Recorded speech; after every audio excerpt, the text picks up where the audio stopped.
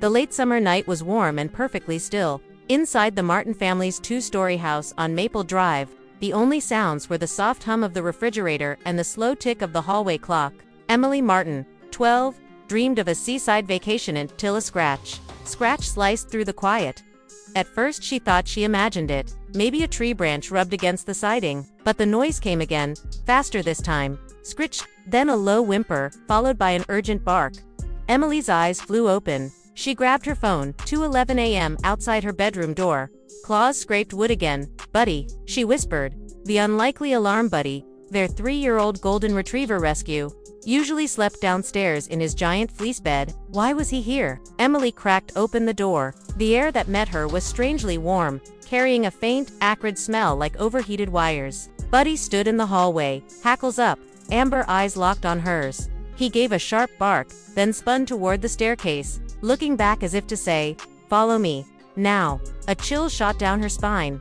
"Wake up, something's wrong." Emily dashed to her parents' room and shook her mother's shoulder. "Mom, Dad, wake up.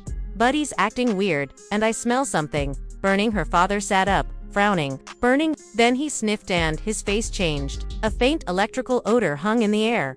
He grabbed the hallway light switch. Nothing. The power was out.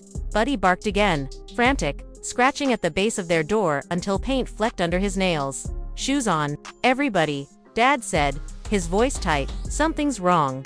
Smoke and Sparkstay stepped into the hallway and were met by a thin gray haze creeping along the ceiling. Downstairs, a soft orange glow flickered like a candle, but no one had lit one. Buddy raced down the stairs, tail stiff. When Dad followed, a curtain of smoke greeted him. He covered his mouth with his t-shirt and motioned everyone back. "Kitchen fire," he coughed. "We need to get out now." The smoke alarm finally shrieked, but by then the fire had a dangerous head start. Escape plan gone wrong. The Martins hurried toward the front door. Dad touched the handle and jerked back. It was searing hot. "The fires reached the entryway," he said, heart hammering. "Back door." Mom gasped, eyes watering. Buddy bounded ahead, nails clicking on tile.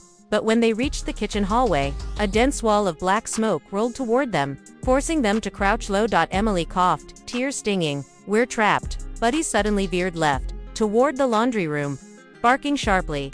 A hidden exit. He pawed furiously at a narrow utility door that led to the garage. Dad understood immediately. The garage had a side door to the driveway. "Good boy, Buddy," he said, swinging the door open. Cool night air whooshed through the small space like salvation. Dad boosted Emily through the garage's side door first, then Mom. Buddy leaped out next with a graceful bound. Dad came last, pulling the door shut behind him just as a deep WHUMP signaled a flare-up inside.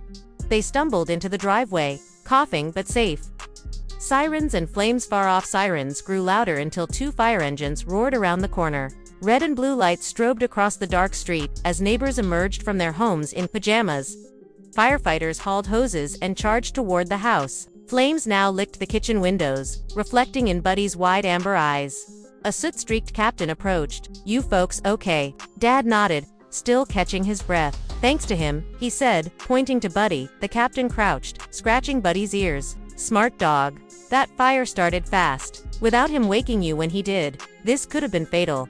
The investigation. Hours later, after paramedics checked them for smoke inhalation, the Martins watched investigators sift through the charred kitchen. The verdict: a dishwasher wiring short had ignited the wooden cabinet backing the smoke detectors. "Batteries dead."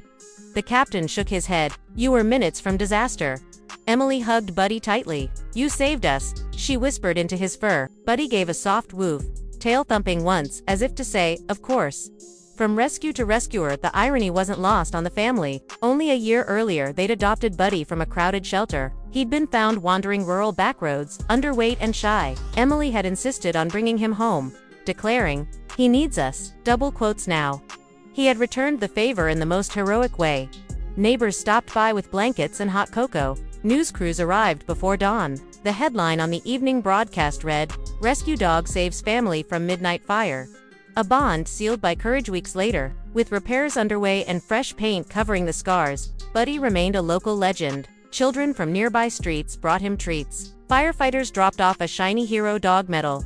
But to Emily, the real prize was quieter.